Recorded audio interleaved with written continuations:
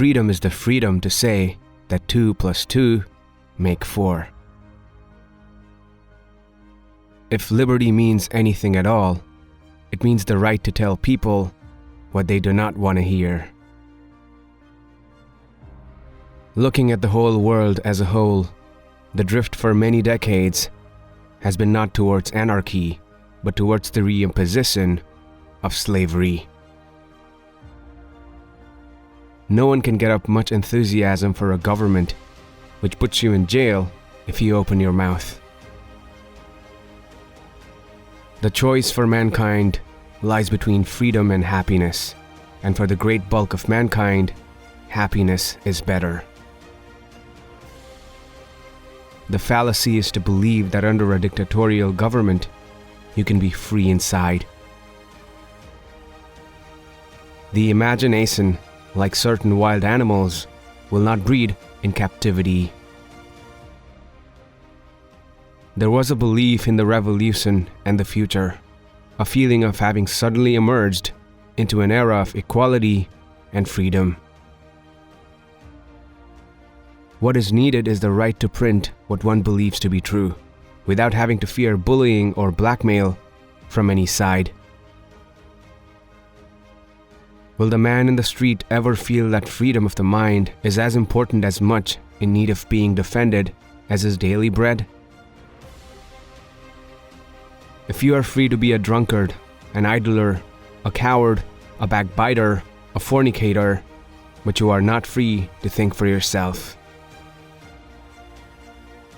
People that elect corrupt politicians, impostors, thieves, and traitors are not victims, but accomplices. A society becomes totalitarian when its structure becomes flagrantly artificial. That is when its ruling class has lost its function, but succeeds in clinging to power by force or fraud. By preaching the doctrine that nothing is to be admired except the steel and concrete, one merely makes it a little surer that human beings will have no outlet for their surplus energy except in hatred and leader worship. Doublethink means the power of holding two contradictory beliefs in one's mind simultaneously and accepting both of them. If you want a picture of the future, imagine a boot stamping on a human face forever.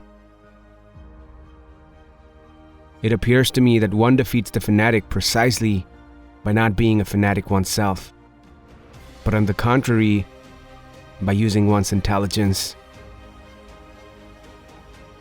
Political language has to consist largely of euphemism, question begging, and sheer cloudy vagueness. Power is in tearing human minds to pieces and putting them together again in new shapes of your own choosing.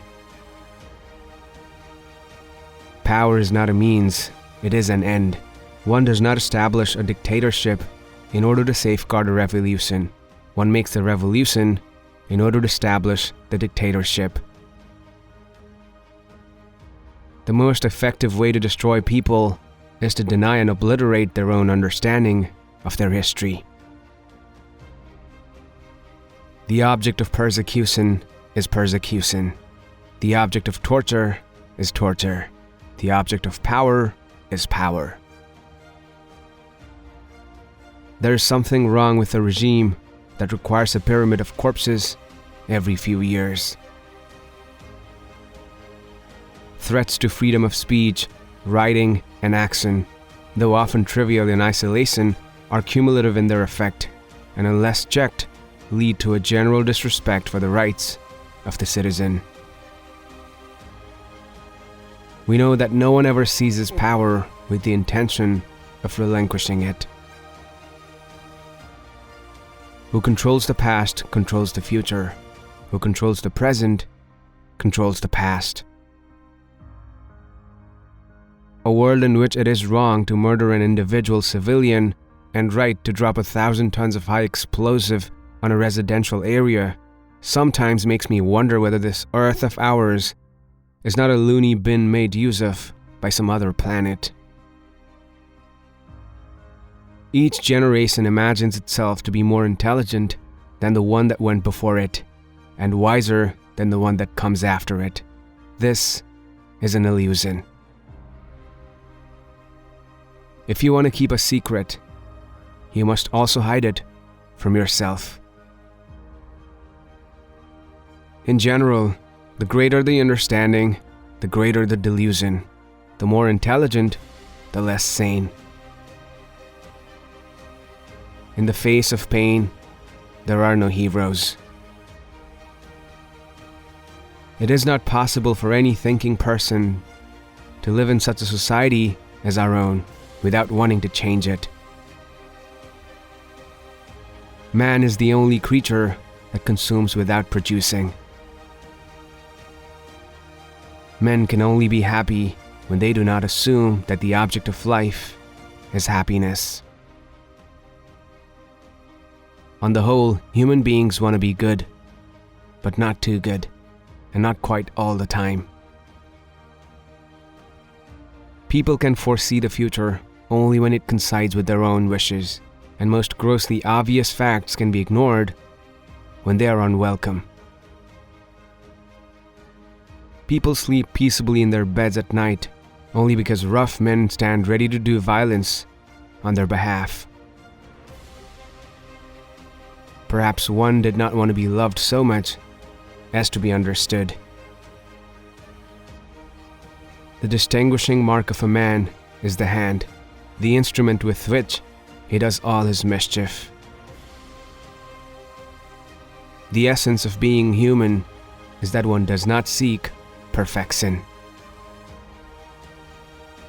The existing social order is a swindle, and its cherished beliefs mostly delusions.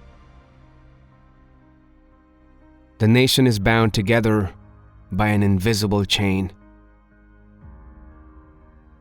Think of life as it really is. Think of the details of life, and then think that there's no meaning in it, no purpose, no goal except the grave. Surely, only fools or self-deceivers, or those whose lives are exceptionally fortunate, can face that thought without flinching. To see what is in front of one's nose needs a constant struggle. We have now sunk to a depth at which the restatement of the obvious is the first duty of intelligent men. Being in a minority, even in a minority of one, did not make you mad. There was truth and there was untruth.